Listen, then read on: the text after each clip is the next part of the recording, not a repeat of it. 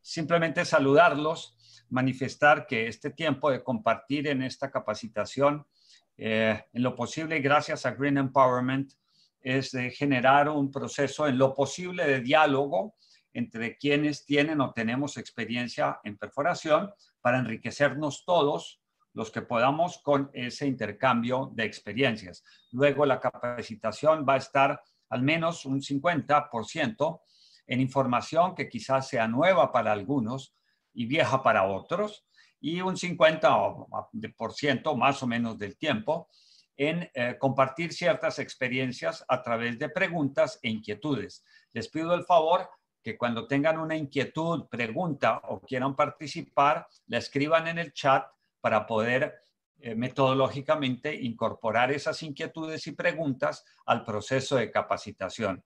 El objetivo de esta capacitación, en mi parecer, es de favorecer, estimular el autoaprendizaje de todos. Que este tiempo de capacitación sea como la rampa por la cual rodamos para tomar impulso y continuar un proceso más o menos continuo en donde nos capacitamos nosotros mismos, a nosotros mismos y entre los socios de Green Empowerment y a través de nuestras experiencias, cada uno en su lugar. Entonces, espero que el tiempo de capacitación sea compartido por quienes, ya veo más o menos cerca de la mitad, tienen experiencias en trabajo con pozos. Quería entonces iniciar, si están de acuerdo, si hay alguna inquietud hasta este momento, no duden en escribir en el chat. Pues un poquito como respaldando la experiencia, les puedo decir que yo trabajo hace muchísimos años, cerca de 30 más, en los llanos orientales de Colombia, una zona plana, obviamente llanos, en donde hay dos periodos clásicos del clima. Un periodo de lluvias muy intenso, como el que estamos ahora, que puede durar unos 8 meses, entre 7 y 8 meses. Y luego un periodo muy seco, que empieza aproximadamente en diciembre y termina aproximadamente en abril.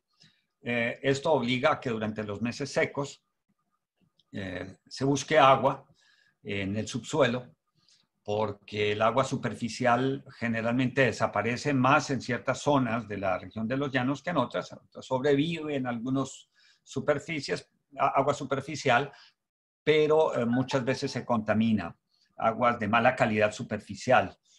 Y pueblos, ciudades y muchos campesinos, muchos llaneros, ganaderos, aquí una buena parte de la región se dedica a la ganadería extensiva incluso, depende de pozos. Hemos perforado, mantenido y asistido del orden de los 700 pozos en esta región y eso nos ha permitido también extendernos a otras zonas de Colombia y de otros países donde he tenido la oportunidad de trabajar. En Nicaragua, Salvador, Perú, algo de Chile, Ecuador. Y bueno, esa información viene a sumarse en todo este cuento. Con esta primera diapositiva, que es un saludo, este es un primer saludo gráfico en donde hay 3 subtítulos. El primero es: la Tierra no es transparente. El segundo, el agua baja por gravedad y sube por capilaridad.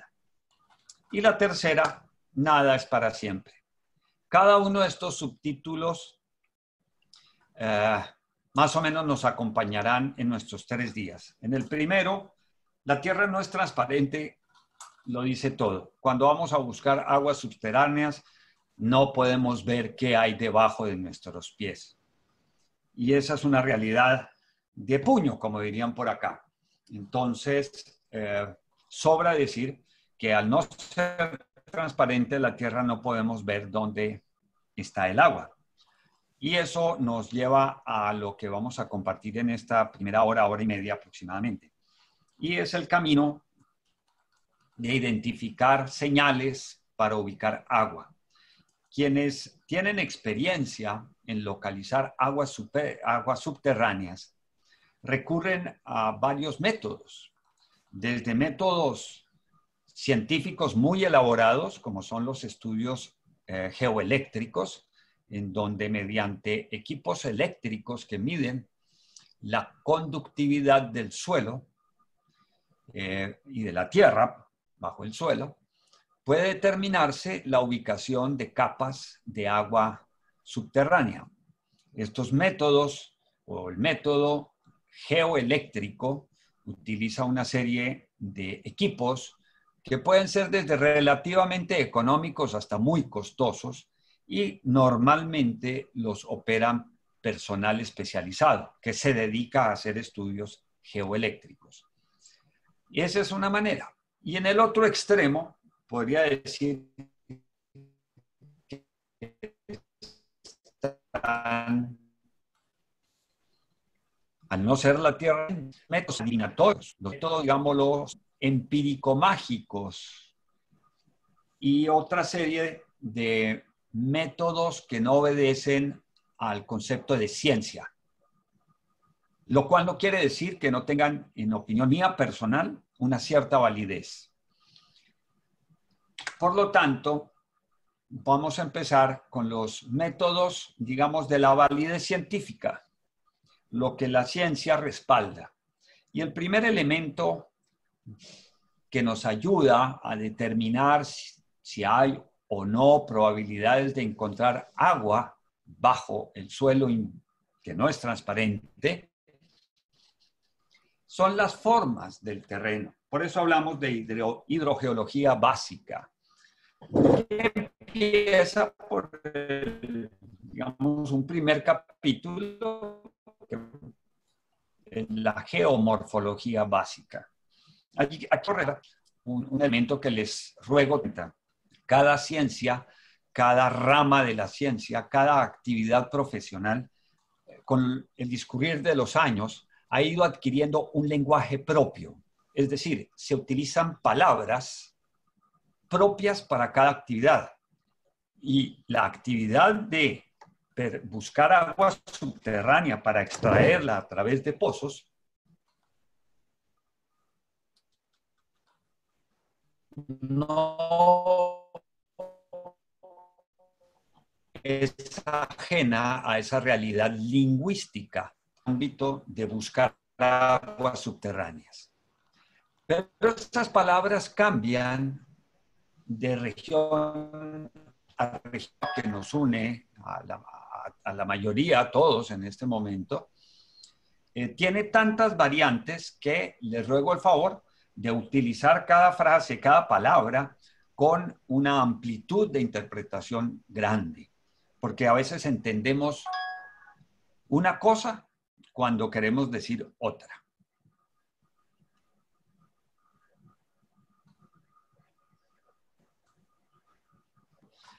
Entonces,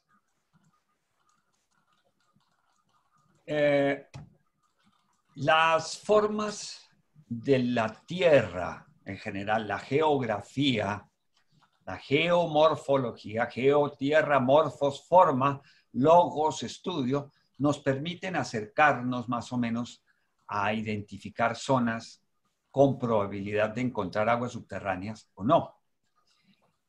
Obviamente, ustedes en la diapositiva a la derecha encuentran imágenes de lo que sería una cordillera, en donde, diríamos, no, las probabilidades de encontrar agua en las partes altas, en los picos, pues son pocas.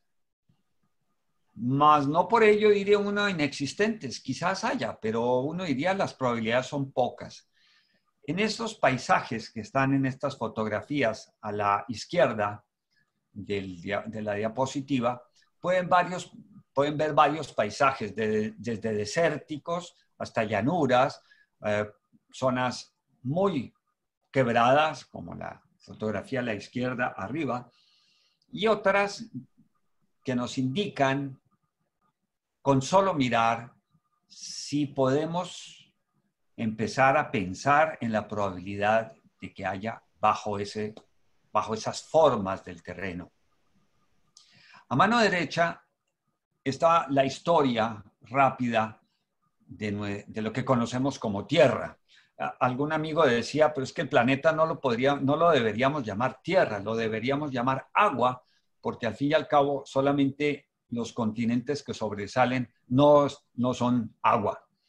Pero en esa rápida evolución, mostrada en ese gráfico, en ese resumen gráfico, podemos ver la deriva continental, desde cuando se supone que la Tierra era un solo bloque en Pangea y cómo se ha ido rompiendo los diferentes placas hasta formar lo que hoy tenemos como continentes, que siguen en movimiento, esto nunca para.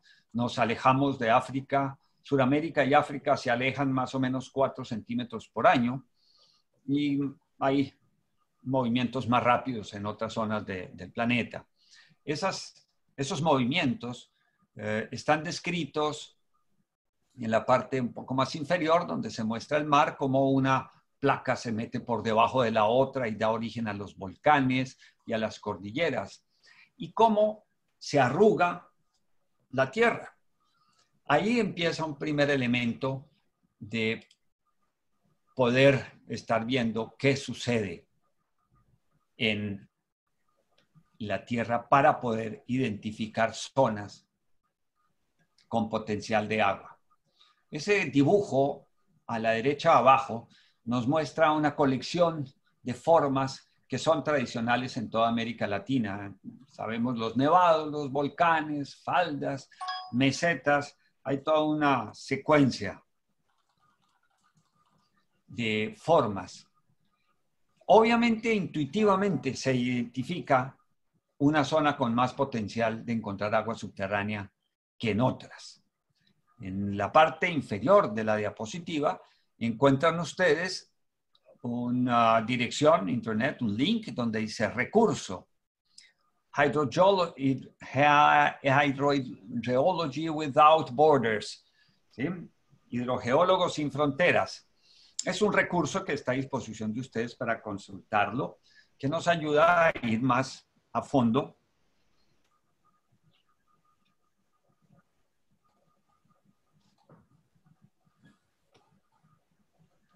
para poder identificar con mejor precisión todo este fenómeno de la hidrogeología. Por eso es conveniente cuando llegamos a una región y estamos en el plan de buscar aguas superficiales,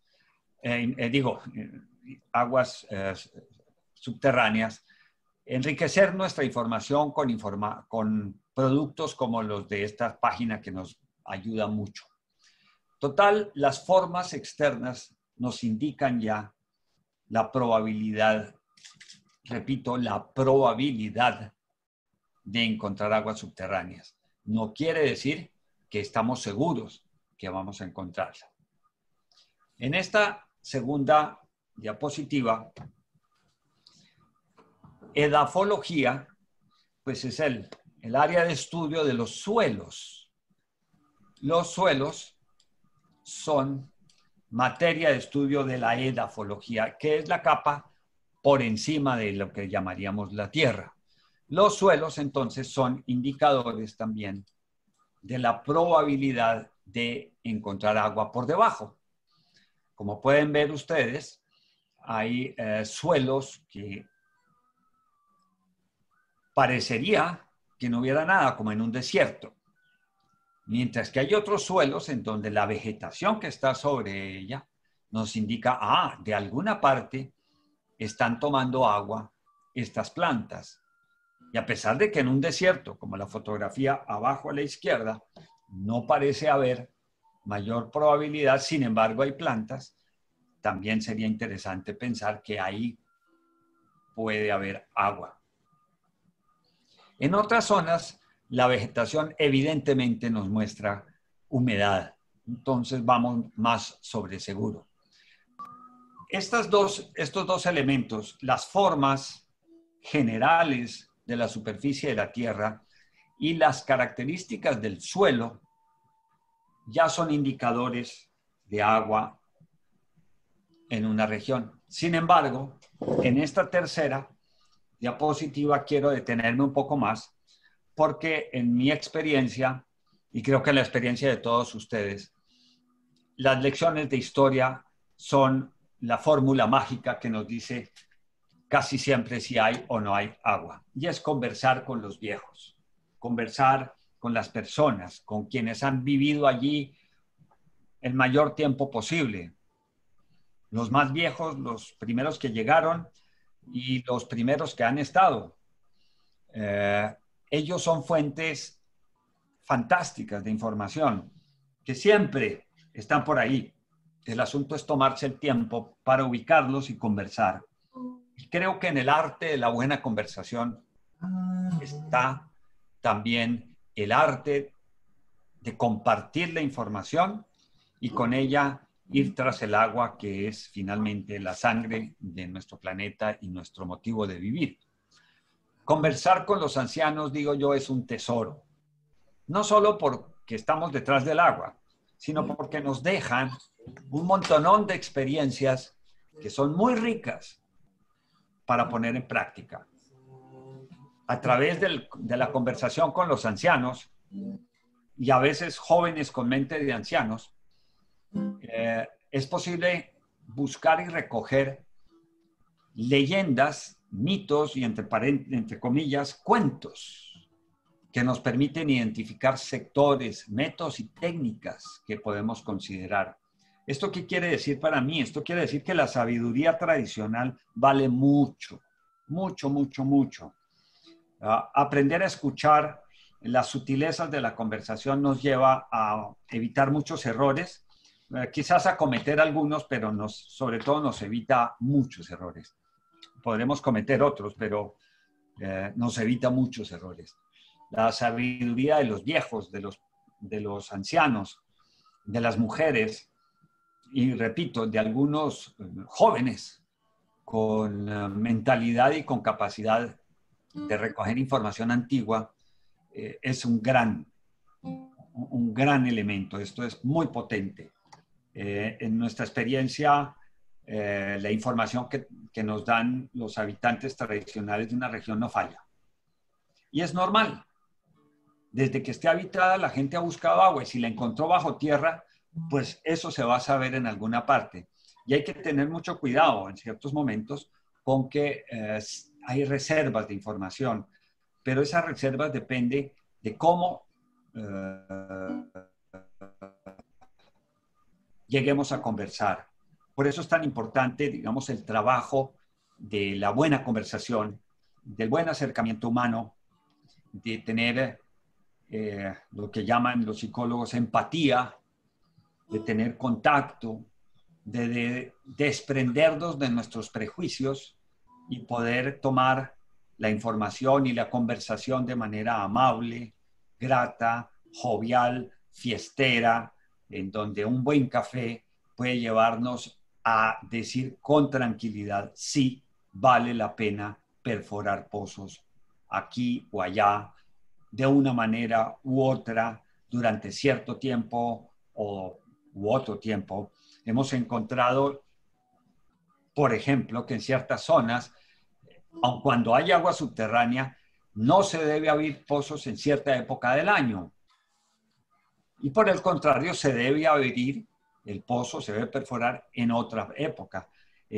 Aquí en los llanos tenemos dos subregiones, una que llamamos altillanura, que no es que sea alta, pero está sobre los 300, 400 metros sobre el nivel del mar, y otra que es la llanura inundable, en donde el agua pues está a flor de piel. Eso quiere decir, en la época seca, en la llanura inundable, el agua subterránea puede estar entre 3 y 4 metros de profundidad, ya la encuentra uno, mientras en la misma época, en la altillanura, pues va a estar a unos 12, 15 metros, 20 metros de profundidad, dependiendo de dónde perforemos. Pero ¿cuándo se debe abrir el pozo? He ahí la lección de la historia. No es conveniente abrir en época seca. Por ejemplo, hemos aprendido que tienen toda la razón en no abrir en la época seca, porque el costo es supremamente alto. ¿Esto qué quiere decir? Que el suelo en sus primeras capas, por la sequía, se pone muy duro. Y cuando se empieza a perforar con agua, si se utiliza un método de perforación donde se inyecta agua, esa agua se mete inmediatamente y se consume mucha cantidad de agua. Entonces, para nosotros hemos aprendido que la técnica de perforación debe aplicarse en épocas de lluvia. De esa manera el suelo está saturado y se hace mucho más blando y más rápido el trabajo, más fácil. Pero ¿cuál es el riesgo? El suelo está más suelto también durante lo cual ponen las paredes. Esto hay que aprenderlo a manejar. Y los mismos viejos nos han enseñado a perforar los pozos a mano con tubos de pues, de unos 80 centímetros de diámetro, 1 metro, para irlos bajando permanentemente o utilizando sistemas para sostener las paredes del pozo que se hace a mano. Digo pozos, lo que llamamos aljibe aquí en esta región, que es este pozo de 80 a 1 metro de diámetro, que es distinto a lo que llamamos pozo taladrado o perforado con máquina.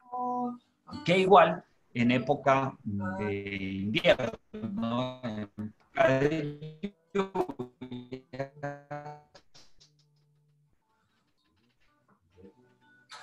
las paredes están más sujetas a para que no se derrumben las paredes, cómo utilizar bentonita, que eso hablaremos más adelante si es menester, o sistemas de casing que va bajando simultáneamente con la broca y va protegiendo las paredes, u otras técnicas para poderlo hacer.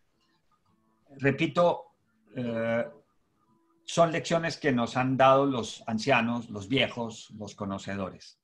En este mismo ámbito de las lecciones de historia, y por lo que veo en las respuestas que casi todos han dado, muchos han recurrido a especialistas o a profesionales en la perforación, lo cual es sensato y lo cual es más lógico.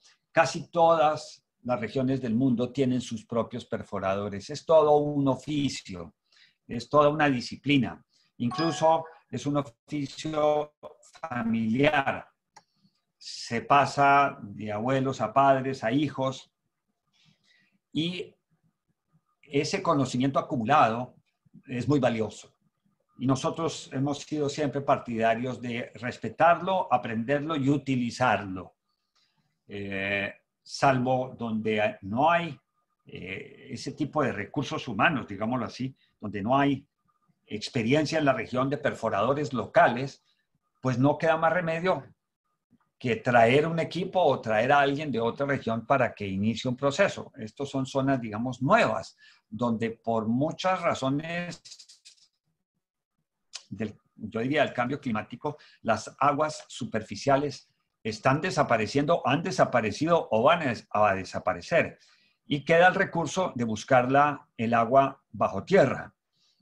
Y no se tiene experiencia previa, no hay viejos que den razón de experiencias de pozos. Si llega uno a una vereda, o una zona, una región. Aquí vereda es una zona rural. En Colombia, vereda le decimos a una región geográfica rural. Y nadie ha perforado, no se tiene referencia, no conocemos a nadie, no, por todas partes no sabemos, nadie lo ha hecho por primera vez. En ese momento tenemos que tomar el riesgo de empezar con los procesos de perforación, digamos, nuevos, sin lecciones de historia. Y de ahí que las 2 diapositivas anteriores tengan la validez que quiero darle en este momento, y es, tenemos que recurrir a lo que el suelo nos indica, las formas del terreno que nos indica, sabiendo que el sentido común y la observación serena y detenida, sin afán, tomándose el tiempo, nos pueden llevar a encontrar aguas o decir no. ¿Qué es lo que nos dice más fácilmente que si hay o no hay agua abajo, o lo que facilita el paso del agua? Las arenas. Esa es como la fórmula general. Las arenas pueden ser desde rocas, más o menos pedazos de roca, como si están viendo el cursor, de pedazos de roca, lo que llamamos grava o gravilla, arena y limo. Esta formación es la clave para encontrar agua. En las arenas suele haber agua metida, como en este punto. Llamamos arenas insaturadas cuando no tienen mucha agua o saturadas cuando están saturadas de agua, llenas de agua. Las arenas es la esperanza de todo perforador de pozos. Desde que encontró arena, le sonríe la cara. Repito, las arenas pueden ser finas, gravillas y gravas. Estas ya son muy difíciles de perforar. Estas son más fáciles de perforar.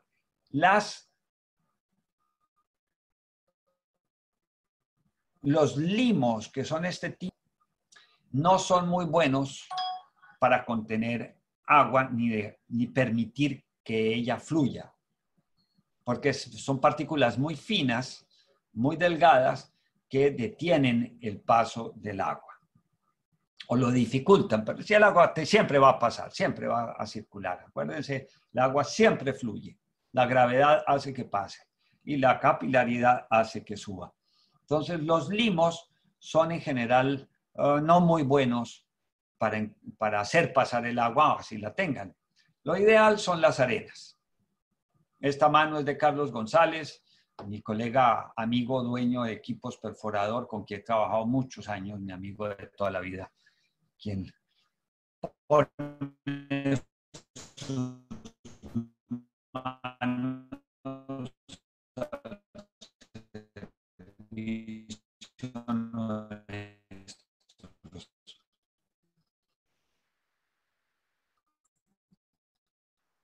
para que espera de donde el carambas, noto que se fue el audio. Está como inestable internet. Perdón un momento, muevo esto. Mauricio, solo fue por unos últimos 20 segundos o algo así. Para saber cuándo. Lamento los problemas de nuevo.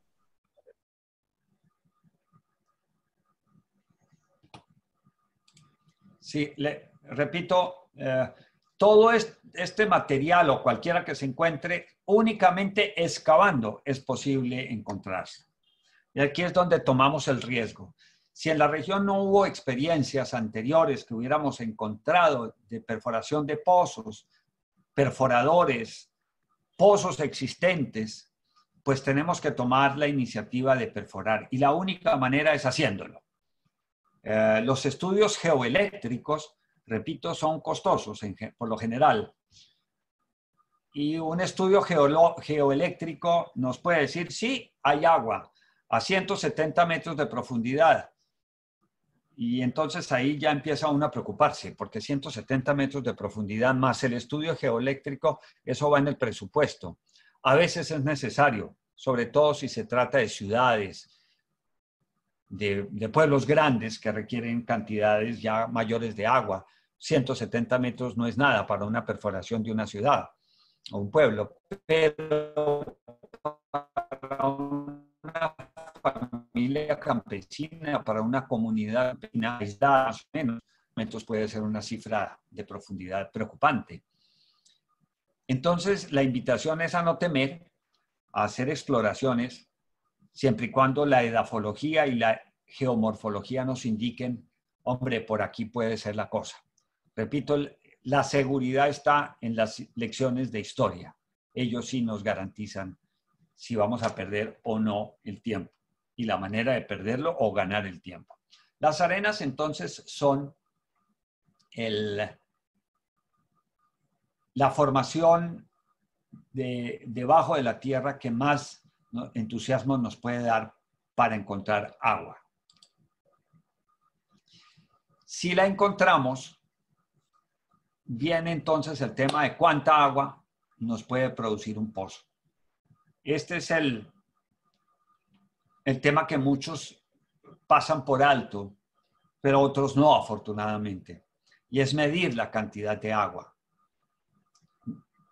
Lamentablemente, no sé, en otros países también me he encontrado el caso, pero aquí en Colombia es lamentable, muy lamentable, que la mayoría de la gente trata de medir el caudal en el tamaño o en el diámetro del tubo por donde pasa el agua.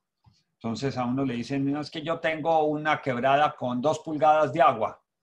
¿Y eso cuántos litros por minuto son? En fin, tratar de traducir las 2 pulgadas de agua a litros por minuto es todo un problema irresoluble. Así es que preferimos de entrada suponer que todos ustedes saben que el caudal se mide en una unidad de volumen dividido por una unidad de tiempo.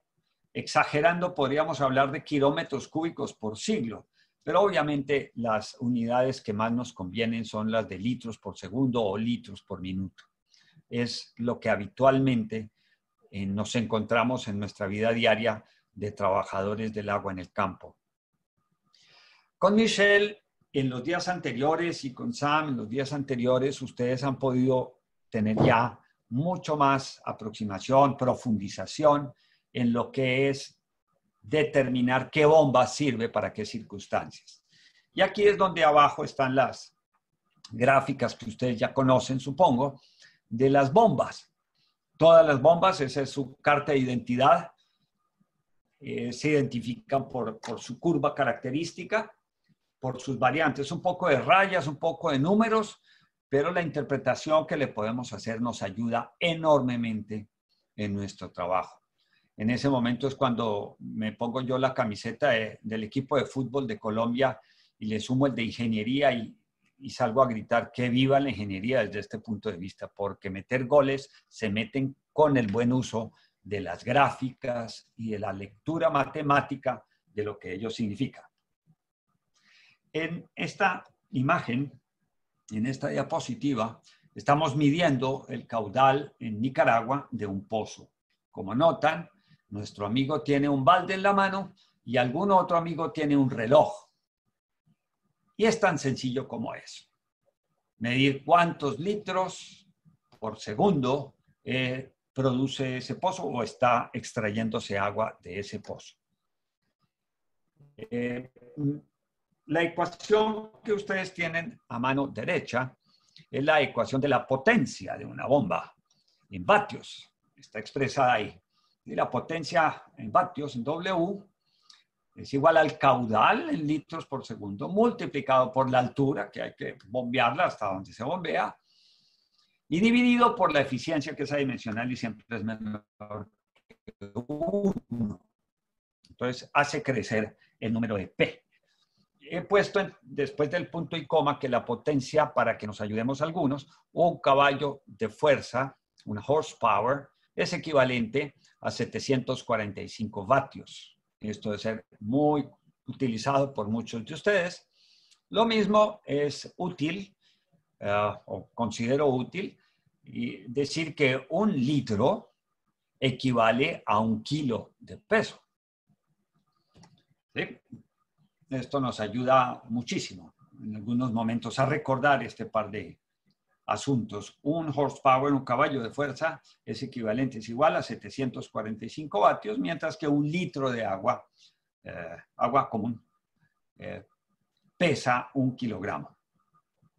Con esta ecuación podemos entonces aproximarnos a la bomba, a la demanda de la bomba. Y ya supongo ustedes han hecho muchos cálculos de cómo va variando la potencia, etcétera, etcétera.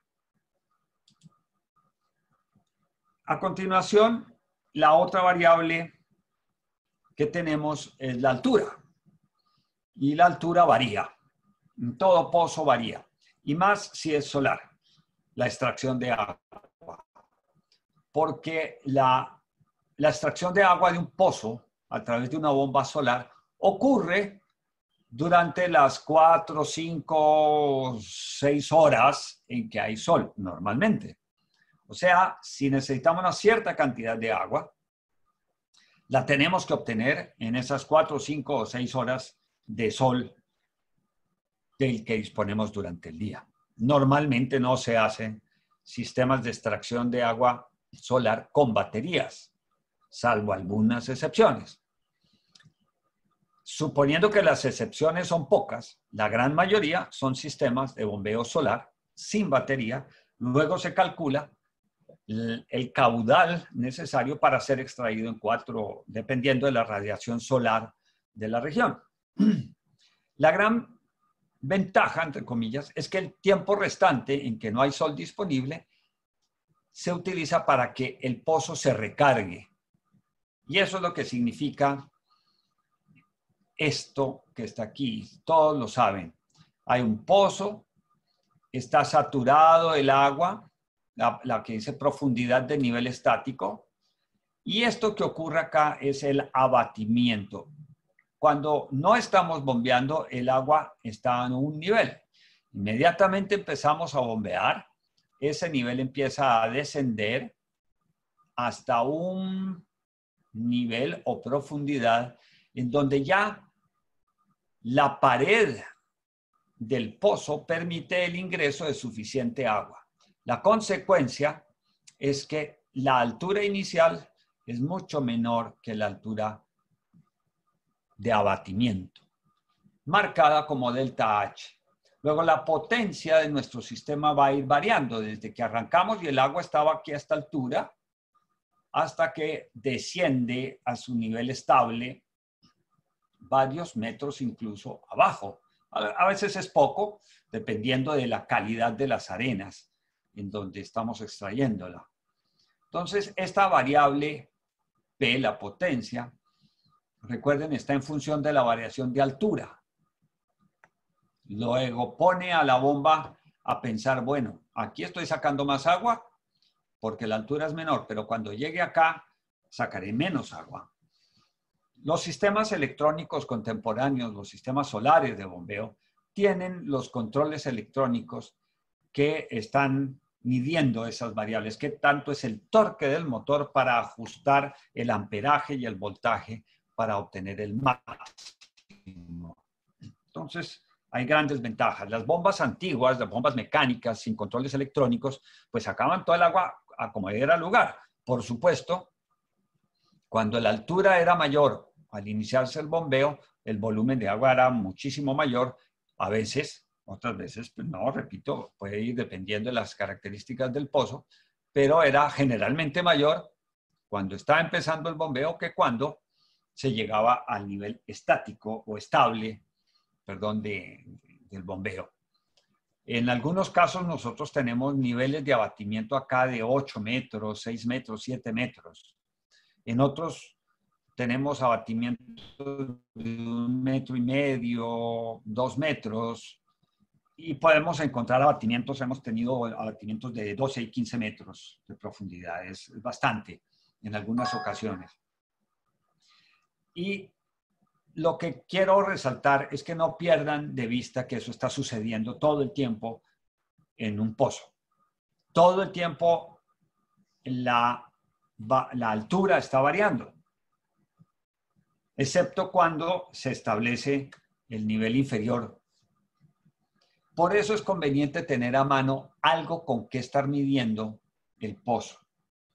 Cualquier flotador, un carrete, hay unas ondas eléctricas, hay sistemas de radar, hay todo un surtido de herramientas para medir la profundidad, incluso el juego de la piedra y el reloj.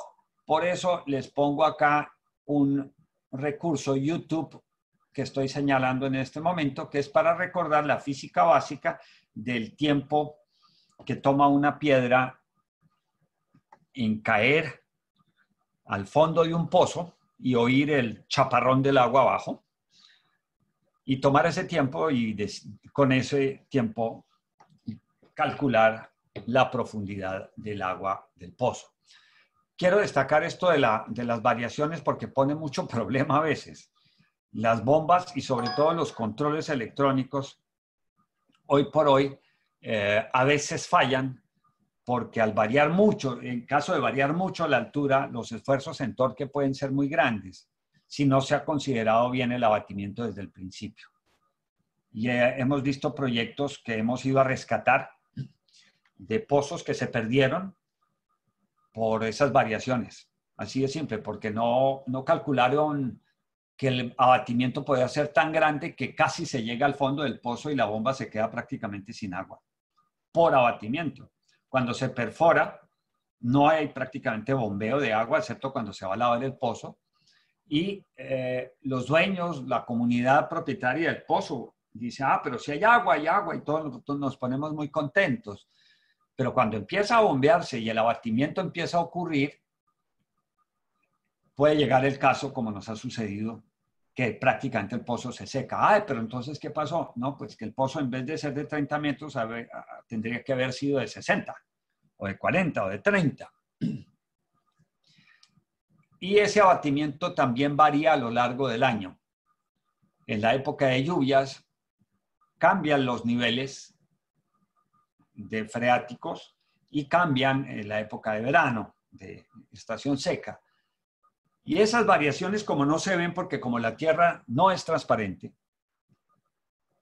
hace que la gente no se tome en serio lo que está sucediendo dentro del pozo. El pozo se puede secar, dicen. Y sí, se seca. Pero hay que estar observando, hay que estar midiendo, revisar en época de invierno, revisar en época de verano, hacer bien los cálculos para seleccionar la bomba de acuerdo con el abatimiento. Carlos nos dice que en soluciones prácticas en la zona cercana al Titicaca han construido pozos de máximo 8 metros de profundidad y de 1 metro de diámetro con anillos de cemento, lo que aquí llamamos aljibes. En la Amazonía, sí, 30 metros de profundidad, diámetro nominal 4 pulgadas. Contratado personal especializado. Water for People, sistemas de gravedad. Ok, Santiago. Gracias por esa opinión. Estamos iniciando experiencia en pozos en distrito de Reque, Lambayeque. Ojo, la costa peruana es muy rica en fuentes de aguas subterráneas en las cuencas de los ríos que bajan de la cordillera. Pero llegado a cierta distancia de la costa ya empieza a ser salobre. Marlene, en mi territorio nacen las fuentes hídricas en las montañas. Mauricio, una pregunta. Sí. Cuando tenemos, por ejemplo, un pozo de 50 metros de profundidad y el nivel de abatimiento está, por decir algo, a 30 metros, pero la bomba está ubicada, por decir algo, a 40, 45 metros. Sí. ¿Qué tiene que ver ahí el torque de la bomba? Si al final, si el nivel lo que baja el agua puede ser entre 6 y 8 metros, por decir algo. Pero la bomba está más abajo. ¿Por qué tiene que aumentar la potencia ahí? Porque el nivel donde la bomba está... Acuérdate, quisiera compartir con ustedes mi cámara en este momento. Como la potencia está en función de la altura y la altura varía, no importa dónde pongas la bomba. ¿Me explico? En la potencia no se afecta a la altura a la que está la profundidad a la que está la bomba. La altura se refiere únicamente desde la superficie del agua en el pozo hasta donde debe ser entregada en los tanques. Es desde la superficie hasta la superficie. No importa dónde se coloca la bomba. Por ejemplo, los molinos de viento que nosotros fabricamos, instalamos, la bomba la colocamos muy en el fondo del pozo. Un pozo puede tener aquí para molino de viento 30 metros. La ponemos más o menos a los 28 metros de profundidad, dejando 2 metros antes de llegar al fondo del pozo. Y el agua, en nivel estático, se mantiene aproximadamente en 8 metros. Cuando el verano es muy fuerte, el viento es muy fuerte, el abatimiento puede hacer descender el agua hasta unos 12 metros de profundidad. Y ahí sabemos que la bomba tiene que trabajar más, porque al principio estaba en 8 metros. De 8 metros, digamos, a la altura del tanque en bombeo, es más que 12 metros a la altura del tanque en bombeo. Eso simplemente no importa dónde se ponga la bomba, lo que hay que tener en cuenta es la altura desde la superficie del agua en el pozo hasta la superficie del agua en el tanque a donde va a ir el agua. Me refiero, espero que eso quede muy claro. Repito, la potencia está en función de la altura de bombeo y la altura se considera desde la superficie del agua en el fondo del pozo cuando ya se ha establecido el bombeo hasta la superficie del agua en el tanque a donde va a descargar la máxima altura, si es un tanque o la altura donde vaya a descargar la bomba. No importa si la bomba está más abajo del nivel de abatimiento. Espero que eso quede claro.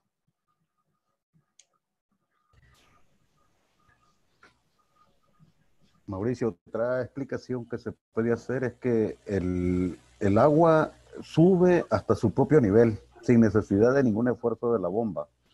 O sea que la bomba puede estar a 20 metros debajo de la superficie y esos 20 metros el agua va a subir por el tubo hasta alcanzar su nivel. Ahí no hay ningún esfuerzo de la bomba. Sí. A medida que baja, entonces la bomba va asumiendo, digamos, esa altura que tiene que bombear. Claro que sí, Freddy. Muchas gracias. Por vasos comunicantes el agua se mete por la tubería de la bomba y llega a su nivel. Luego repetimos, sí, el agua busca su nivel incluso dentro de la tubería de la bomba, pero la superficie, las dos superficies del agua son las que hay que tener en cuenta como la altura, desde la superficie inferior hasta la superficie del agua superior. Bueno, más pérdidas hidráulicas, más todo ese rollo que ya ustedes vieron.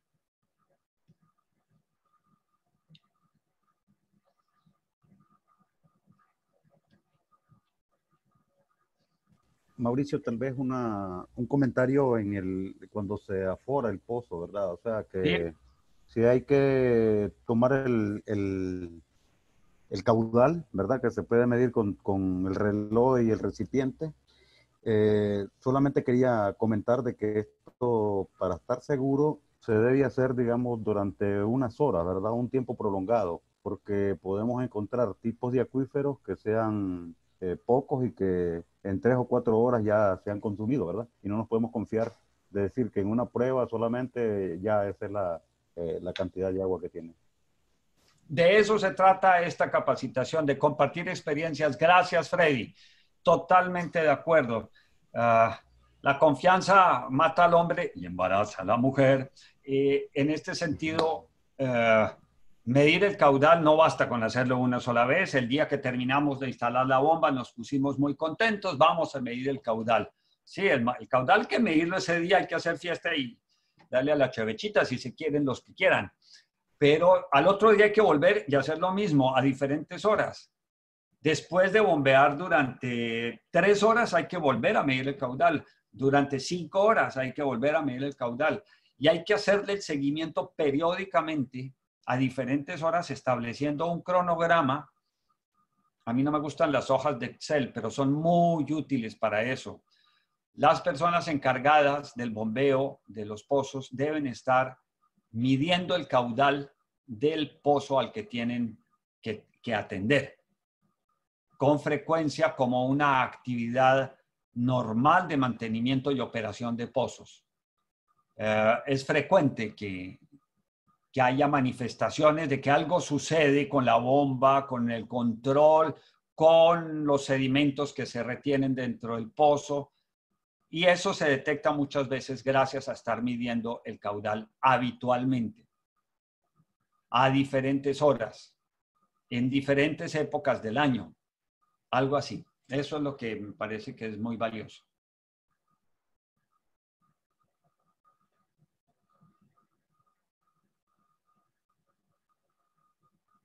Está muy bueno, Sam. Sí, estoy leyendo el chat, si ven. Es muy simpático. Yo he utilizado, perdón,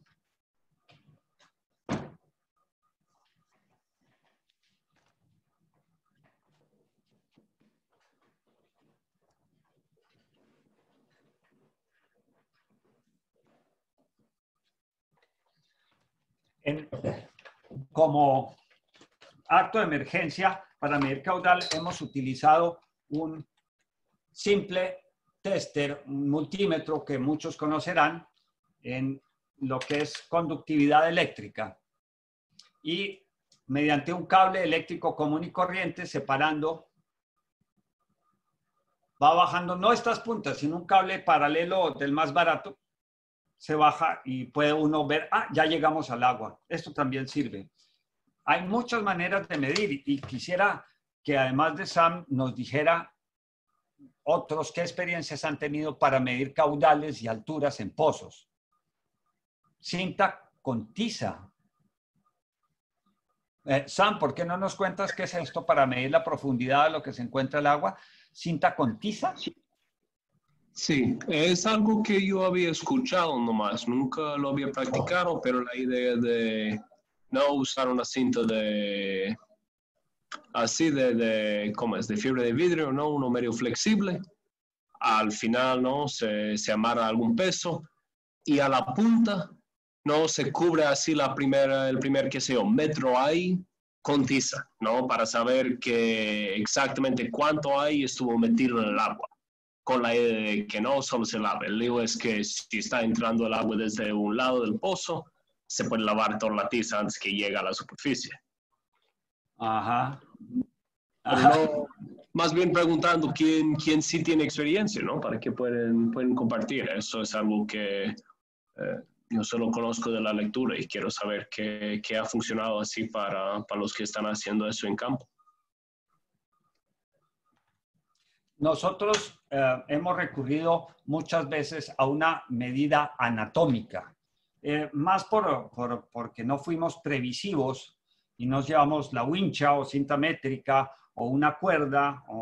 Yo siempre llevo nylon para pescar, a mí me encanta la pesca, siempre llevo anzuelos, le consta a Rafael Escobar, ya otros, y entonces conmigo no hay problema, pero cuando a veces se van otros sin aficionado a la pesca, la medida desde la coyuntura del hombro hasta la punta del dedo anular, eso lo llaman un metro. Y ayuda a veces, créanme. Absolutamente. Prepara uno la herramienta, se prepara el combustible, se prepara los tubos, uno prepara todo. Pero se quedó la cinta métrica y estamos a 14 horas de viaje. ¡Ay! ¿Con qué vamos a medir esto? Entonces, ahí está la medida anatómica. Y siempre pasa. La ley de Murphy está vigente en muchas partes. Pero explica, Mauricio, ¿cómo es eso? Porque yo no entendí. De aquí, de este huesito acá, de la articulación, a la punta del dedo, cuando uno estira, más o menos uno mide 1 metro. Entonces uno se busca una cabulla, rompe una cerca, saca uno los zapatos, los cordones de los zapatos, de alguna manera se consigue una cabulla, una cuerda, alguna cosa y la va metiendo en el pozo hasta que se moja, o si no oye uno. En un pozo es fácil amarrar una cuerda y una tuerca, una llave, una piedra, y la va bajando hasta que oye uno abajo, ¡bup! ¡Bup! Eso quiere decir, ya pegó el agua, ¡bup! Y después saca uno y va midiendo lo que llamaban abrazadas. Y bueno, ahí tienen una idea de la profundidad. Recuerden que las dos condiciones para bombear agua es caudal y altura. El caudal puede cambiar. Es más, el caudal cambia a lo largo de la época del año en que estemos y de año en año, años más secos o años más lluviosos. Y la altura también cambia de acuerdo al abatimiento del agua en el pozo. Hay años en que puede hundirse más el agua y otras veces menos.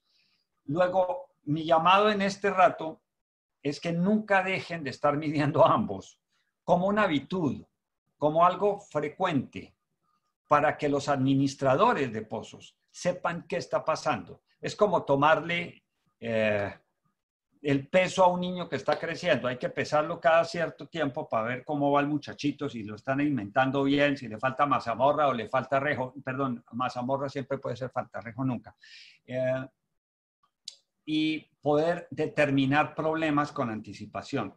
Hace unas horas me escribió Miguel Borbón, mi colega, no hay un solo sistema de bombeo solar instalado por un programa muy grande aquí en Colombia, el Clean Colombia Energy Program. Bombeo solar, 17 instalaciones, no hay ninguna funcionando después de año y medio. Qué dolor, ¿verdad? Nadie se preocupó por qué estaba pasando dentro de los pozos. Como eso funciona solo, la electrónica es maravillosa, funciona sola. Eso lo pone uno, lo instala y uno se va y eso saca agua. Una semana, 2 semanas, 3 meses, 6 meses, maravilloso, buenísimo. La gente se le olvida. Lo mismo pasa con los molinos de viento. Terminan por olvidar que ahí hay una máquina funcionando. Y la responsabilidad es de quienes operan y quienes necesitan el agua. Es urgente recordar permanentemente que hay que estar midiendo el caudal y la altura dentro del agua, dentro del pozo. Desde la estática, cuando no se está bombeando, hasta cuando se está bombeando. La altura o profundidad de bombeo. Como una actitud habitual de operación. Si en un proyecto no hay una persona que habitualmente esté midiendo el caudal y altura, hay que poner esa tarea. Hay que poner esa tarea. Alguien tiene que cumplir esa tarea. Y de eso quiero hacer mucho énfasis. Por el otro lado están las microcentrales hidroeléctricas, que es lo contrario. Por el otro lado están las que hacemos funcionar con agua. Es lo mismo que no estuvieran midiendo el voltaje y el amperaje en el generador, el operador. Tiene que estar midiendo habitualmente cómo está el voltaje y cómo está el amperaje en la generación. En el bombeo hay que estar midiendo el caudal y la altura. Nombre y apellido para poder saber con quién estamos. En el caso de los pozos, vamos a ver que cuando se mide el caudal habitualmente, también se detectan muchos problemas, porque el agua de pronto está saliendo más amarilla, o está saliendo muy roja, o está saliendo muy clarita cuando era un poquito así como amarillosa o medio turbita. De pronto se aclaró. Cuando uno está midiendo habitualmente con regularidad el caudal y observando el agua, se va dando cuenta de los cambios que ocurren dentro de los pozos. Y les digo la verdad, el agua cambia bastante dentro de los pozos con el pasar del tiempo. Al principio, cuando se termina un pozo y se empieza a operar, el agua tiene unas características. Al pasar del tiempo, el agua va cambiando porque el agua está fluyendo y arrastrando minerales, sales, eso lo veremos un poquito más adelante, pero sobre todo arrastra arena, arenita fina. Y esa arenita va cogiendo a la bombita y eso va llegando al sello y el sello saca la mano y después se paró la bomba y se dañó el proyecto porque no hay quien repare la bomba porque se dañó el sello, que cuánto vale, que ya no vale. Una Lawrence, ¿alguien tiene el valor de cuánto valen las bombas Lawrence? Ay, ay, ay.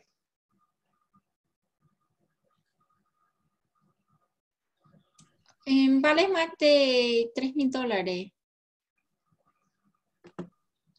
Y eso se puede prevenir si se está revisando la calidad del agua al medir el caudal. Cuando uno mide el caudal, indirectamente y directamente está observando la calidad del agua.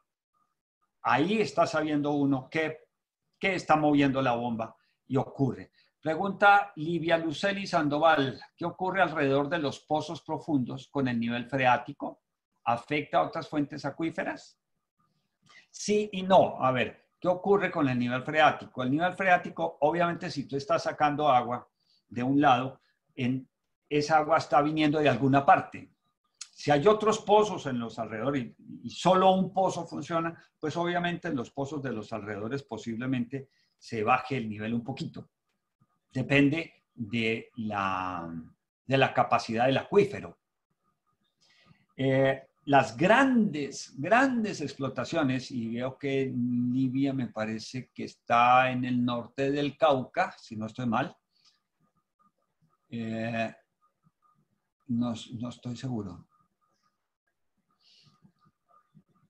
Las grandes explotaciones agrícolas o los grandes pueblos, grandes ciudades que tienen grandes sistemas de bombeo con pozos, generalmente bajan a profundidades muy grandes para obtener esa agua de acuíferos profundos. de agua que está a 200, 300, 400, 500, 800 metros abajo.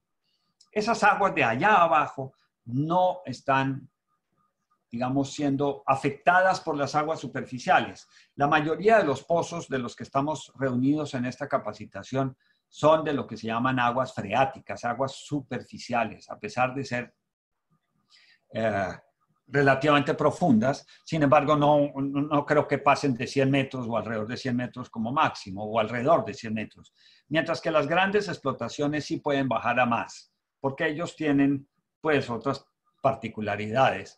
Entre otras, las cantidades de agua que requieren son muy superiores. Y los acuíferos superficiales no tienen esa capacidad de entregar tanta agua. Sin embargo, hay algunas explotaciones que sí sacan aguas superficiales, de aljibes poco profundos o pozos poco profundos. Si se sobreexplota los pozos, todos nos vemos afectados. ¿Qué quiere decir sobreexplota? Sobreexplota quiere decir que el agua que sale por un pozo viene de alguna parte. Este dibujito indica el origen del agua. El agua siempre viene de alguna parte. La gravedad se encarga de hacérnosla llegar. Dice la contaminación del agua subterránea por desperdicios sólidos. Eso es solamente una parte de lo que quiero decirles a raíz de la pregunta. ¿Qué pasa con los pozos? El agua en los pozos siempre viene de alguna parte. ¿De dónde viene el agua que llega a un pozo? Viene de la lluvia. Viene de la lluvia que cae en alguna parte, por acá o por acá, y una parte del agua fluye por los ríos y quebradas, mientras que otra parte se va metiendo entre la tierra. Se va percolando, le dicen los que dicen que saben. Al percolar el agua, al meterse dentro de la tierra, llega a sustratos o partes de formaciones de tierras que son más o menos impermeables, como la greda, las arcillas. Las arcillas no dejan pasar el agua, mientras que las arenas sí. Y como la tierra es impermeable, es invisible, no sabemos en dónde hay arcillas y dónde hay arenas. Pero lo que sabemos es que generalmente las hay. Luego el agua de lluvia se mete entre la tierra y va fluyendo a través de los pozos. Lo sacamos.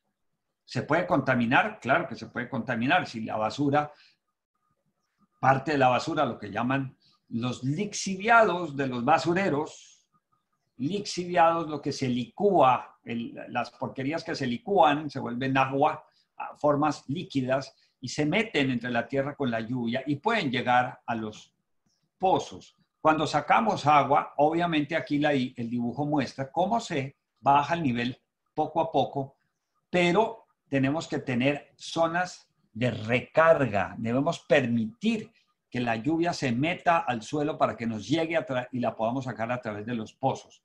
El agua en los pozos, repito, siempre viene de alguna parte.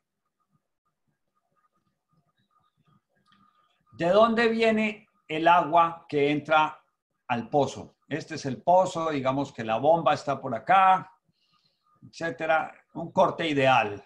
Una mentirita bien pintada, como diría un amigo.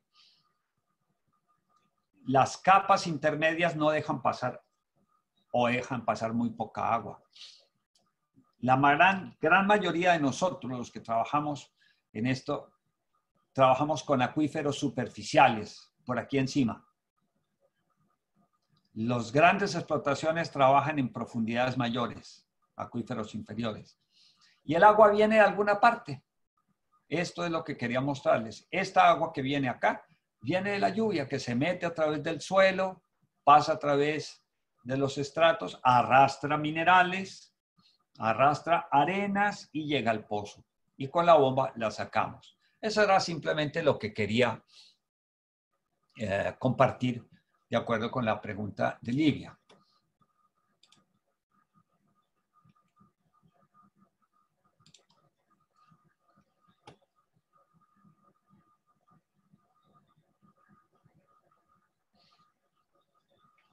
Pregunta Marlene, ¿la calidad del agua es mejor que una fuente corriente?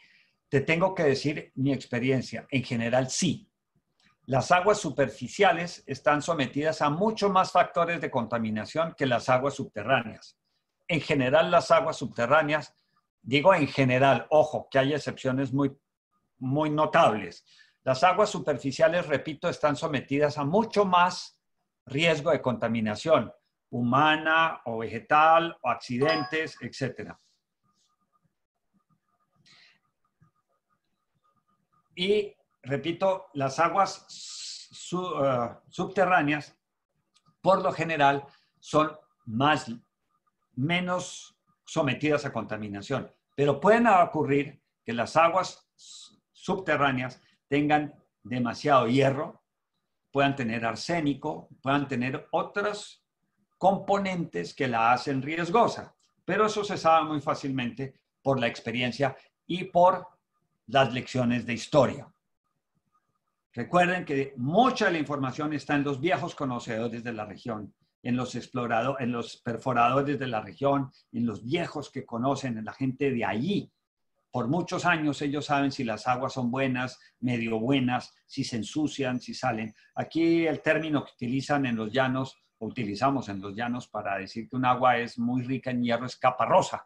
Le sale una capa rosada, que es el hierro. Pero en general las aguas subterráneas aquí son de excelente calidad.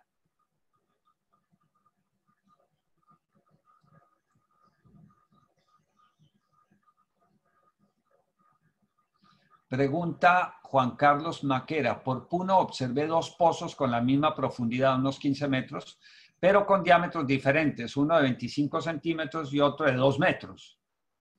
Esto en la misma zona. Pues hombre, el uno tuvo oportunidad de traer un equipo de perforación y perforaron con 25 centímetros de diámetro, mientras que a los otros les tocó hacerlo a pico y pala. Igual el agua está a 15 metros de profundidad, entonces seguramente eso fue lo que encontraron. Cuando tú tienes un pozo de 2 metros de diámetro, eso es porque alguien se metió a hacerlo. En Nicaragua he presenciado, instalamos con Henkel bombas de mecate en pozos perforados a mano de 80 metros de profundidad, pues en esta roca que no es muy dura, que es roca volcánica, relativamente permeable y que da excelente agua, por cierto. Pero a veces en la misma región hay agua con un poquito de arsénico por la zona volcánica. Hay que tener mucho sentido común. Si hay volcanes en los alrededores, es posible que haya azufre, es posible que haya arsénico. Y los viejos, repito, las lecciones de historia nos sacan muchas veces de la duda o nos meten en la duda.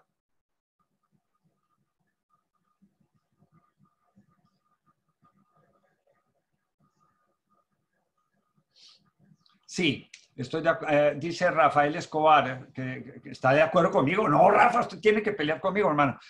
Los abuelos nos dicen que sí hay o no hay agua, pero respecto a la calidad estoy también de acuerdo, hay sutilezas. Depende de los viejos, diría yo. Aquí tenemos viejos zorros que saben que hay ciertas aguas que el ganado no se bebe. Aguas de pozo. En cierta época del verano, muy al final del verano, el agua que ha descendido su nivel freático y es menor la cantidad, empieza a salir de los molinos de viento, de las bombas solares, con mucho hierro. Y llega un momento en que el ganado no se la toma. Prefiere pasarse que tomarse esa agua. Y sabemos que ya afecta el hierro. Y la cuestión es, hombre, ¿podemos retirar el hierro? Sí, se hace fácilmente. Uno puede retirar el hierro del agua, lo veremos más adelante, ¿no? El boro y el arsénico, son temas delicados ya en cantidades grandes. Y para eso vamos a ver que tenemos que recurrir a hacer los análisis de aguas necesariamente. Yo soy muy amigo de que una vez hablamos con los viejos, una vez tomamos la decisión de abrir un pozo, o si no hay viejos a quien preguntar o no hay experiencias de perforación de pozos en la región, hombre, y nos metemos a perforar pozos, de las cosas primeras que debemos hacer es tomar una muestra de acuerdo a las normas y mandar a hacer un análisis de aguas. Las hacen todos los estados nuestros, en toda América Latina tienen oficinas municipales en donde es posible solicitar el análisis de aguas. Si no, hay universidades o laboratorios privados particulares que las hacen y no son muy costosos, pero es importantísimo hacerlos los análisis de aguas. Ya nos estamos yendo a particularidades muy interesantes después de insistir, pero insistir seriamente que los operadores de sistemas de bombeo en los proyectos tomen habitualmente el caudal, midan la profundidad a la cual se está bombeando el agua y estén observando la calidad del agua. Suponemos que el agua es conocida y es buena, pero en otras veces, cuando no hay mucha experiencia, se pueden encontrar con sorpresas como el arsénico, boro, hierro, azufre, manganeso, que es bravísimo. Eso sí que acaba bombas. Manuel Membrillo, en Cajamarca, en la costa los pozos se encuentran en los terrenos de arroz. Bueno, yo diría que el arroz se encuentra en terrenos aptos para pozos. Estoy seguro que el agua subterránea estaba primero que el arroz. Yo recuerdo bastante bien todo el cultivo de arroz por el lado de Trujillo y esto, y la cantidad de pozos alrededor de los cultivos, sí, porque abajo hay agua en la costa peruana y chilena también, porque son infiltraciones del agua que viene desde los Andes. La contaminación de las aguas, como mostraba en la diapositiva de dibujo, se da por uso de químicos, se da por sistemas de alcantarillado en mal estado, por depósitos de basuras que terminan por percolar en los alrededores de esas zonas. Hay que tener mucho cuidado con las aguas subterráneas. Pero realmente la gran mayoría, en mi experiencia, la gran mayoría de pozos tienen aguas bastante buenas en general. Quiero para estos últimos minutos insistir en que tengan a mano siempre esta ecuación que aparece acá. ¿Se está viendo?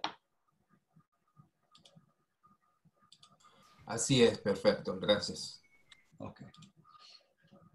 Esta ecuación donde la potencia está en vatios, el caudal en litros por segundo, la altura en metros y la eficiencia pues no tiene dimensiones, es una realmente ecuación muy útil. Yo la quiero mucho, forma parte de mi caja de herramientas mental todo el tiempo. La tengo anotada muchas veces por si se me olvida, pero es la que nos permite ver matemáticamente qué puede pasar, qué está pasando en un pozo. Es como una especie de herramienta, como rayos X, muy sencilla. Esta es la ecuación más simple. Entiendo que la mayoría tiene experiencia y conocimientos de matemáticas, ingeniería, tecnología, y no quiero complicar con discriminar demasiado los términos de esta ecuacioncita. Este es un modelo matemático. Yo lo llamo, esta es la bola de cristal, porque con esta ecuación uno puede saber qué va a pasar en el futuro. Porque si sabe cuál es el caudal, cuál es la altura, y sabiendo que el valor de la gravedad es 9,81, y sabe la eficiencia aproximada de la bomba y del sistema de bombeo, pues puede decir qué potencia se necesita para ese bombeo. ¿O qué está pasando? Puede diagnosticar por cualquier lado, si estás midiendo la potencia de una bomba con un amperímetro, con un multímetro eléctrico, uno puede medir el voltaje y el amperaje y ver si se corresponde con el caudal que está saliendo. Y si tiene un manómetro incorporado, pues comparar con la altura que está observando. Esta es una herramienta que yo les recomiendo tengan a mano. Fíjense cómo le pueden dar de vueltas. Pueden combinar esas tres variables, potencia, caudal y altura. Gravedad y eficiencia, no. Esas no varían. Esas ustedes las obtienen. Gravedad no va a variar. Newton está feliz porque su gravedad continúa siendo la misma desde que nació y murió. Le sigue cayendo la manzana a la misma velocidad de siempre. Raíz de 2GH. Y la eficiencia del sistema, que es lo que ustedes han trabajado en días anteriores, pueden tenerlo a mano. Y luego, estar jugando permanentemente con la potencia, caudal y altura les permite estar administrando el sistema de bombeo mediante energía solar. Como es un sistema eléctrico, entonces recuerden que decía Michelle, la potencia eléctrica la pueden medir en vatios, que es el resultado de multiplicar los voltios por los amperios. Y del otro lado, ustedes tienen los litros por segundo y los metros. Y como ya saben que un litro de agua pesa 1 kilo, entonces tendríamos los kilómetros por segundo. Ya, estamos en la misma onda. Al multiplicar los kilómetros por segundo por el valor de la gravedad, tenemos vatios, que es la unidad común y corriente que utilizamos para casi todo esto. Es muy aburrido medir en kilómetros por segundo la potencia, entonces se mide en vatios. Lo que quiero insistir es que la administración de sistemas de bombeo depende de una actividad habitual, que los administradores no dejen de hacer su trabajo. Y parte de su trabajo no es solamente cobrar la factura, no es solamente abrir y cerrar válvulas, es también habitualmente tener en su tabla una hoja en donde tal día a tal hora se midió el caudal, ese día se midió la altura y se compara con la potencia de la bomba. Dice Freddy Alfaro, ¿podemos hacer un ejemplo con la fórmula? Mi estimado Freddy, estoy de acuerdo. Ese ejemplo lo podemos hacer, pero nos queda muy poco tiempo, veo yo. Lamento. Quisiera hacerlo, pero tengo que recurrir a otra herramienta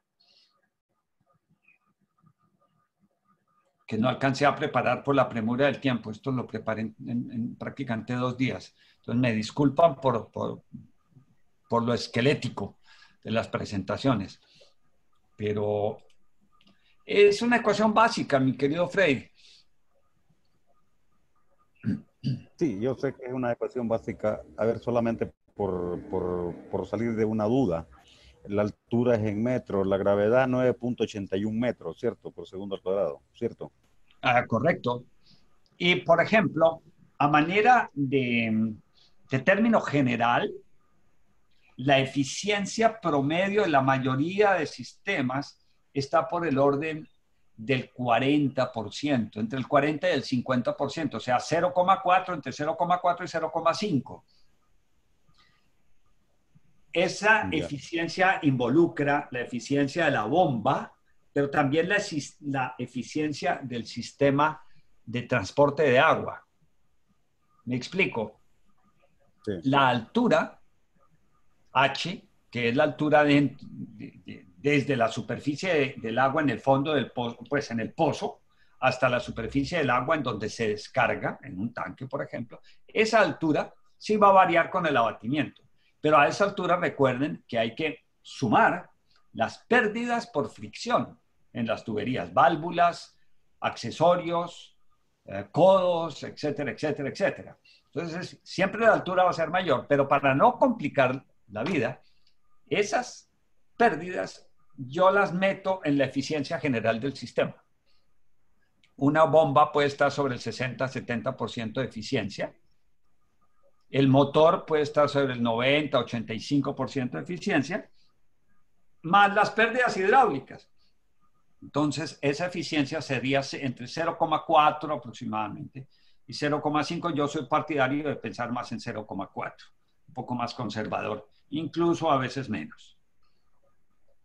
Q y H lo medimos con el Q con un reloj y un balde, H ya saben con un wincha, con brazadas, con un sistema de radar, con una sonda eléctrica, con cualquier medio que podamos medir la altura del agua dentro del pozo, más la altura hasta el tanque. Y podemos hacer esa multiplicación y nos da una potencia en vatios. Y esa la comparamos si tenemos oportunidad de tener un multímetro con la medición que hagamos del voltaje y el amperaje. Y ahí tenemos prácticamente diagnosticado cómo está operando nuestro sistema de bombeo a partir del agua de un pozo.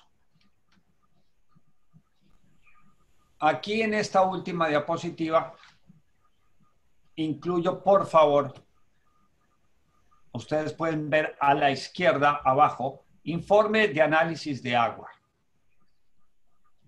Esto es importante. Les ruego, tómense el trabajo de tomar las muestras, llevarlas a un laboratorio, incluir esos costos dentro de los presupuestos o budgets, porque es un costo muy pequeño para los beneficios que puede traer y sobre todo para evitar problemas.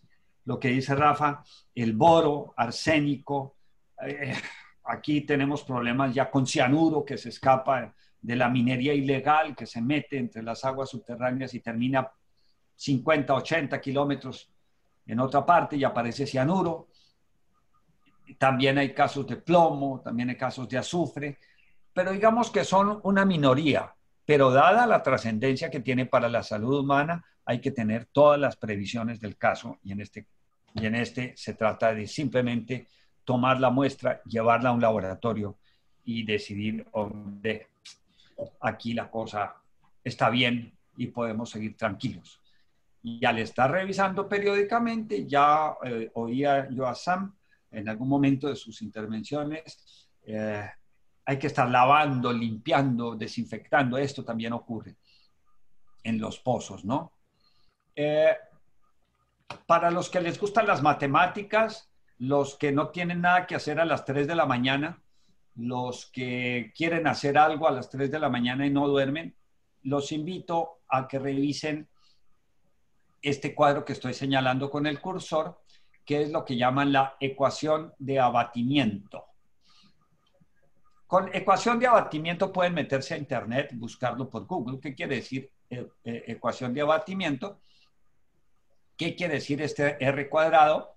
Y aquí van a ver que hay diferentes métodos para calcular con la medición de los caudales arriba y abajo, es decir, el caudal con el nivel estático y el caudal con el nivel de abatimiento. Y todas estas metodologías nos dan una serie de informaciones muy interesantes que, repito, esto es apto para los que no tienen nada que hacer a las 3 de la mañana. Si quieren poner a hacer algo, yo a veces lo hago, a las 3 de la mañana no, la mayoría de la gente se va a dormir, entonces uno no tiene nada que hacer. Entonces es interesante poderse jugar con esto y entender, porque el ejercicio matemático es como gimnasia mental. Entonces uno saca bíceps, tríceps y la chocolatina intelectual se acrecienta. ¿Sabe qué es la chocolatina, no? Los abdominales.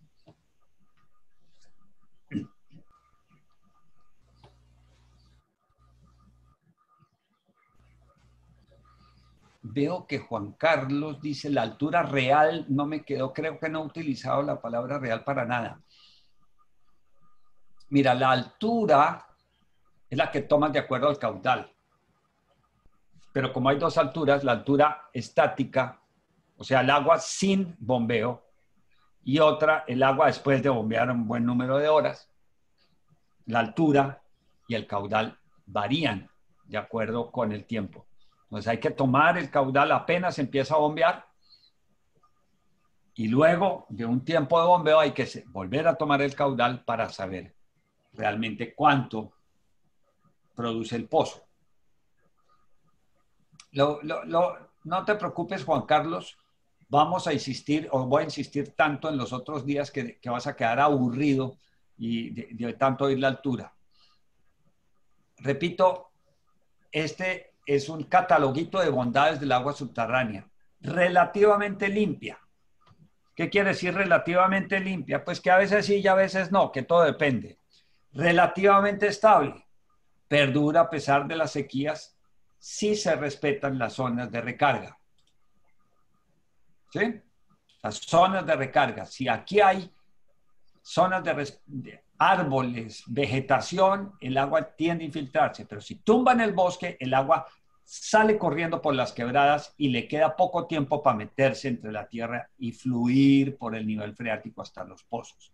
Por eso la conservación es importante. Y relativamente abundante, si se cuida y no se sobreexplota. ¿Cómo se cuida? Pues no se ensucia y no se le saca más de lo que puede. Hagan de cuenta, un pozo no es una manera de llegar a un lago que también se puede secar.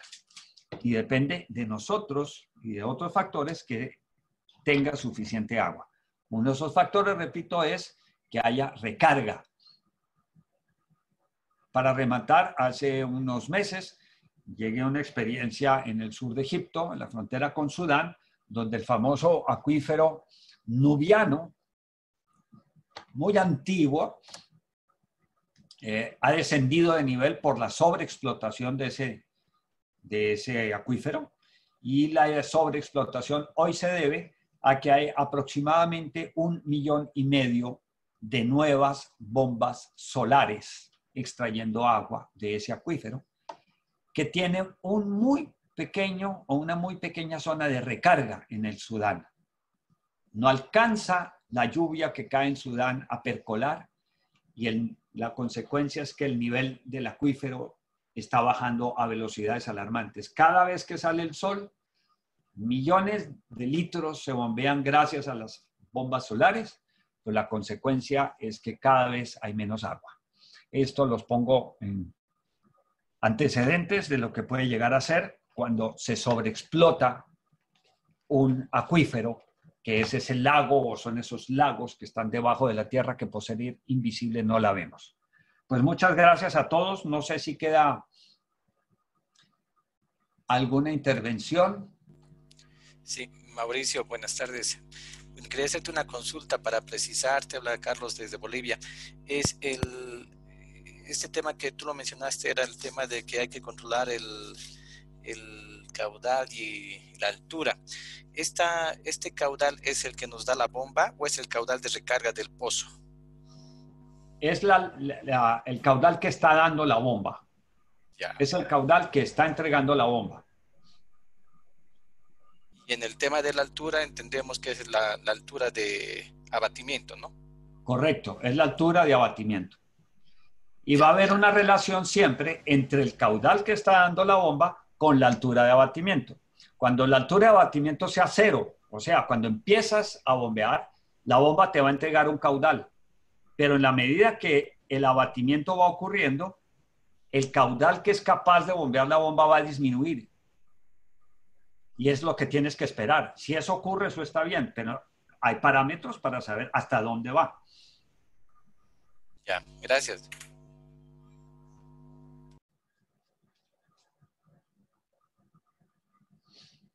Dice Oscar, ¿los acuíferos son los que dan origen a los nacimientos de agua o aljibes? Sí, claro, acuífero es un lago sumergido. Pero recuerden, la gravedad hace bajar el agua, pero la capilaridad hace subirla. Acuérdense, los árboles, cómo llevan el agua hasta sus hojas más altas, a través de la capilaridad. En Perú, la capilaridad se usó para que en canales de muy bajo nivel pudiera ascender el agua gracias a una mezcla de arenas finas y partículas de limo. Entonces, sí, el agua puede subir a través de la capilaridad de la tierra y puede formar los nacimientos del agua en muchas partes. Sí. ¿Te puedo hacer otra pregunta? Por supuesto. Es que me quedó una duda cuando dijiste que la perforación de los pozos es mejor hacerla en época lluviosa. Pues sí, ¿eh? Sí, en nuestro caso eso ha resultado beneficioso para nosotros como perforadores. Repito, en Nicaragua, disculpame, por lo general se hace en época de verano. Y porque vos vas viendo, pues, sobre todo cuando son un pozo perforado a mano. Y porque vas viendo a dónde te va saliendo el agua, mientras que en invierno es difícil pues, ver el caudal del agua que vas a obtener. Por supuesto, Ciro, eso lo puedo comprender y por eso repito y hago énfasis en nuestro caso, la facilidad de perforación porque hay suelos muy duros en verano se nos facilita en invierno, pero sabiendo que vamos a encontrar el agua a determinadas profundidades. En el caso nicaragüense, que conozco algo, estoy completamente de acuerdo, pero aún más, en verano se puede hacer, porque ustedes tienen unos suelos, en general, hasta donde conozco y no conozco, sino poco, suelos de rocas volcánicas. Hay mucha roca volcánica permeable. Entonces, es una roca fácil de perforar, digámoslo así. Relativamente fácil. Siempre es todo relativo. A veces es más dura, a veces es más blanda. Pero en general, entiendo perfectamente que sea en verano, en Nicaragua, Centroamérica, que la perforación se haga en verano porque se puede ver cuándo se llega al acuífero y cuándo puede la perforación cesar porque ya está ingresando suficiente agua al pozo. Entonces lo entiendo perfectamente, Ciro. Sí, allá debe hacerse en verano sin problemas. No tienen problemas de que se les derrumban las paredes. Son muy estables. Mira, lo que pasa es que en mi comunidad hemos podido cavar unos pozos. El más hondo que hemos cavado ha sido de 18 metros de profundidad por cuestiones de que nos hemos topado con piedras en el fondo que no han permitido seguir. Pero pues igual, ese pozo es el que ha estado dando la mano a la comunidad y de ahí es donde se abastece el tanque general, donde se le distribuye el agua a ellos mismos, ¿no? Sí. Pero sí, la sugerencia en ese caso sería entonces buscar nuevos sitios de perforación, ¿cierto? Mira, eso depende de lo tercos que sean. Nosotros hemos sido tercos con algunas piedras y las hemos vencido. Excelente. Recurriendo a algunas tácticas para romper piedras. Desde tácticas muy sutiles y delicadas como un taco de dinamita hasta utilizar barrenos y herramientas de pico y pala y barrenos duros. Porque no teníamos más remedio. No teníamos la oportunidad de hacer otro pozo. Entonces, tocaba vencer la piedra. Ahí tiene que ser terco. O sea que si hay la posibilidad de profundizar más. Si hay la posibilidad, puede que te atraviese una piedra o una sucesión de piedras, pero las piedras se vencen. Y las piedras más duras se vencen también, pero las piedras se vencen por vibración. Genial. Gracias, Mauricio. No, con gusto. Don Mauricio. Sí, Oscar. A ver, quisiera exponerle una situación que estamos viviendo en la comunidad, ¿sí? donde vivimos. Nosotros tenemos una cuenca hídrica llamada La Laja, que es la que una serie de nacimientos le dan origen a una quebrada, La Laja, que es en la que nos sostenemos más o menos 3.000 personas. Un señor en la cabecera de la cuenca hídrica construyó una granja avícola y perforó un pozo que lo hizo a 8 metros de la vertiente, o sea, por donde corre el agua, el cauce, ¿sí? De la quebrada. Bueno, eso supuestamente lo legalizó. Luego le pareció muy poquito el agua que sacaba y perforó otros 2 pozos más arriba, eso sí lo sacó. Pero nosotros, pues, preocupados, la comunidad, entablamos una acción popular en defensa del agua porque nosotros creemos, y aquí viene la pregunta, nosotros creemos que esas perforaciones lo que están es sacándole agua del mismo acuífero que está sosteniendo la quebrada La Laja, ¿sí? Aunque él dice que esas perforaciones que él ha hecho están a más de 40 metros, por tanto tiene que ser otro acuífero diferente. Pero pues ahí estamos en la situación y estamos esperando el fallo. Mi apreciado Oscar, ¿de qué región estamos hablando? ¿Cómo? ¿En qué región? ¿En dónde estás? Nosotros estamos en Santander, Colombia. ¿Qué parte de Santander? En la provincia guanentina. ¿En qué? Más concretamente en Sí, Pinchote. lo más concreto. Mejor más dicho, ¿dónde concreto. tiene sentado el asentadero, man? En Pinchote, Santander. Pinchote, Santander. Sí. Mira, para poder dilucidar el efecto de unas perforaciones de pozos sobre una quebrada, sobre el caudal que lleva una quebrada, hay que ser muy cuidadosos y no se puede hacer juicios a priori. Antes de cazar peleas por el agua, conviene que se asesoren de los servicios de hidrogeología que tiene el Ministerio de Medio Ambiente. El otro medio ya lo perdieron. Sí. Y le pidan al ministerio una valoración hidrogeológica de esa cuenca. Sí. Allá va a ir un equipo con un equipo de ingenieros y burócratas con un equipo para hacer un estudio geoeléctrico.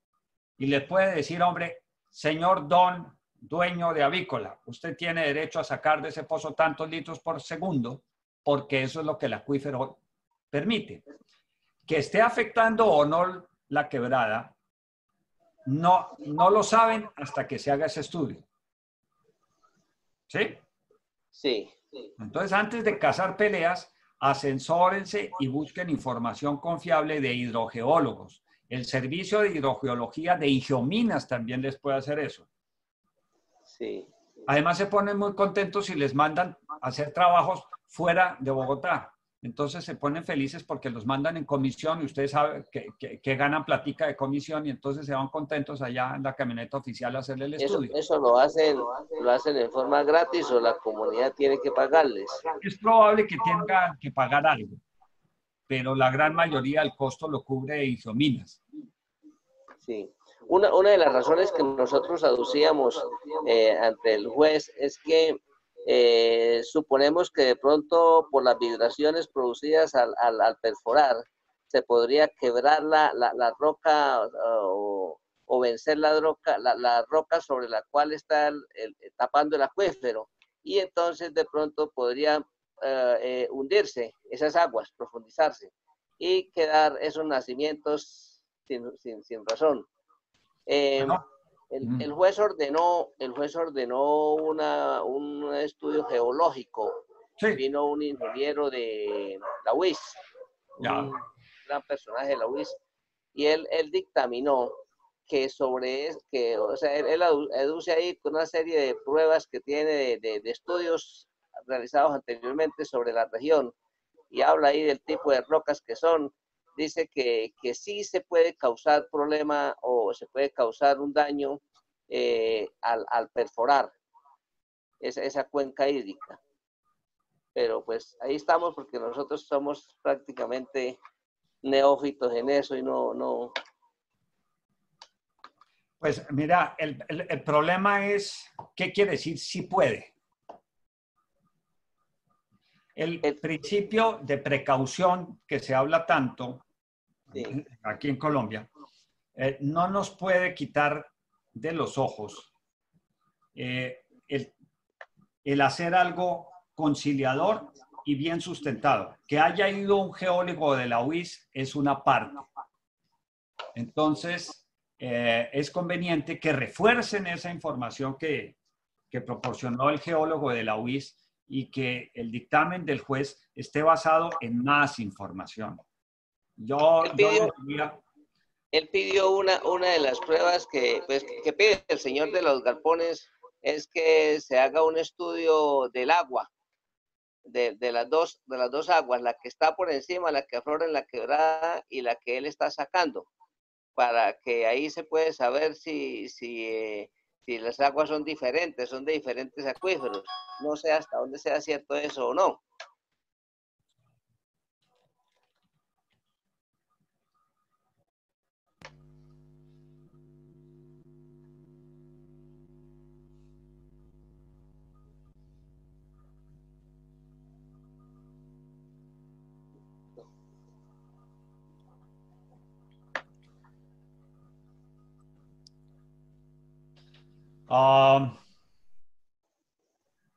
Aló, Oscar. ¿Aló? Sí. Ya que volvió. Le decía que el dueño de los galpones solicitó que Sí. se hiciera un estudio de las aguas que él saca y las que afloran en la quebrada, que con eso él demostraba que eran acuíferos diferentes. No sé si eso sea cierto o no, puede ser posible o no. Eso parece más bien un consejo de abogado que de una mirada de técnico. Entonces, yo le diría a Oscar, tranquilo, mano, no se preocupe mucho. Por más que le saquen agua a esos pozos, yo estoy casi seguro que la quebrada no va a estar afectada, porque